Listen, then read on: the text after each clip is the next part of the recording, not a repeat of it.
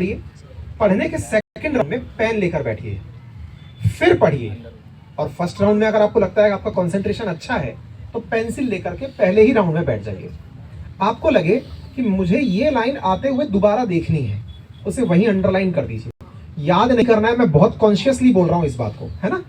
Underline कर दिया, निकलते हुए चले गए पूरे चैप्टर के अंदर अंडरलाइन अंडरलाइन अंडरलाइन जो भी आपने की थी उन्हें छोड़कर खत्म कर दीजिए, चैप्टर खत्म। इसे फर्स्ट राउंड रीडिंग कहते हैं, इसे इंट्रोडक्शन ऑफ चैप्टर भी कहते हैं। इसका मतलब ये मत लगाइएगा कि मैंने पढ़ लिया, ये हमारी फोटोग्राफिक मेमोरी है विद इन 5 मिनट, और डे बाई डे यानी शाम खत्म होते होते ये गायब हो जाएगी। जो चैप्टर बहुत अच्छे से समझ में आया इवनिंग तक वो याद भी नहीं रहेगा। जस्ट लाइक इसका उदाहरण समझना, अगर मैं यहां से निकलता हूं तो मुझे रास्ते में बहुत सारे व्हीकल दिखे, बहुत सारी जगह निकलती हुई दिखी, मुझे सब तो याद नहीं है ना। ईश्वर ने हमें इस तरह का विजन दिया है कि हम पहली बार में जब कोई चीज देखते हैं तो हम सही गलत तो पता लगा लेते हैं कि ये रास्ता है, ये नीचे उतर जाएगा, ये कीचड़ है, ये गड्ढा है, ये पत्थर है, पहचान लेते हैं।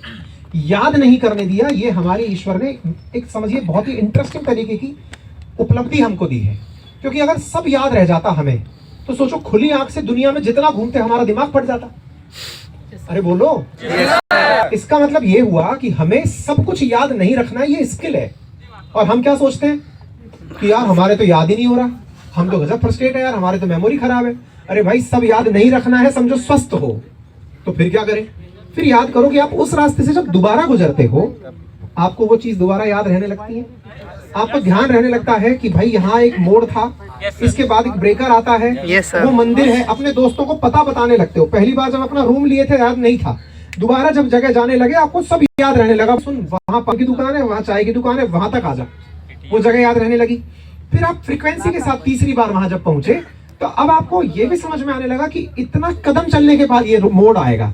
आप अपने दोस्तों को बताने लगे 300 मीटर लेफ्ट चल दे, फिर राइट ले लेना, कमरा आ जाएगा।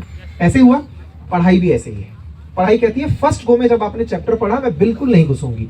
आपको लगता है कि नहीं साहब मैं तो इंटेलिजेंट हूँ, पहली बार में आ जाना चाहिए, नहीं आएगा। पहले अपने आप को इंसानों से ट्रीट करिए कि आप स्वस्थ हैं अगर पहली बार में याद नहीं रह रहा है, और अगर रह रहा है ना तो बीमार है। ये भी समझिएगा, फर्स्ट टाइम में याद रहना बीमार है, आप फट जाओगे बहुत जल्दी। पॉइंट को कंटिन्यू कर रहा हूँ। फिर जो आपने अंडरलाइन बनाए थे ना बेटा, अगली बार सेम डे ही या तो इवनिंग में या अर्ली मॉर्निंग में, अर्ली 30 मिनट्स ऑफ मॉर्निंग में उन अंडरलाइंस को वापस देखो, क्योंकि अब अगला चैप्टर पढ़ना है अपन को। लेकिन जो सुबह सुबह की फ्रेश मेमोरी है ना, कल दिन भर में जो हमने अंडरलाइंस किए थे उन्हें दोबारा देख लो। सेकंड राउंड कंप्लीट, कोई बात नहीं। अब क्या करना है, चैप्टर क्लोज करके नए चैप्टर पे बढ़ जाना है। थर्ड डे, जिन्होंने पूछा राइटिंग कैसे शुरू करनी है, थर्ड डे आपको वो अंडरलाइन भी नहीं देखनी है, कॉपी लेनी है और पेन पकड़ना है कि मैंने इस चैप्टर में कौन से इंपॉर्टेंट पॉइंट्स याद किए थे। आंख बंद करिए, लिखते चले, ड्राफ्टिंग मत करिए, भूमिका मत बनाइए, शुरुआत ऐसे करनी है, ये करना है, आंसर ऐसे में बनेगा, नहीं। पहले जो आपके अंदर गया है वो बाहर तो आए। आपको पता है इंटरनेट ने सबसे ज्यादा जो लोगों को नुकसान पहुंचाया है, यूट्यूब क्लासेस ने लोगों में ये गलत फहमी बिठा दी कि मुझे सब याद है।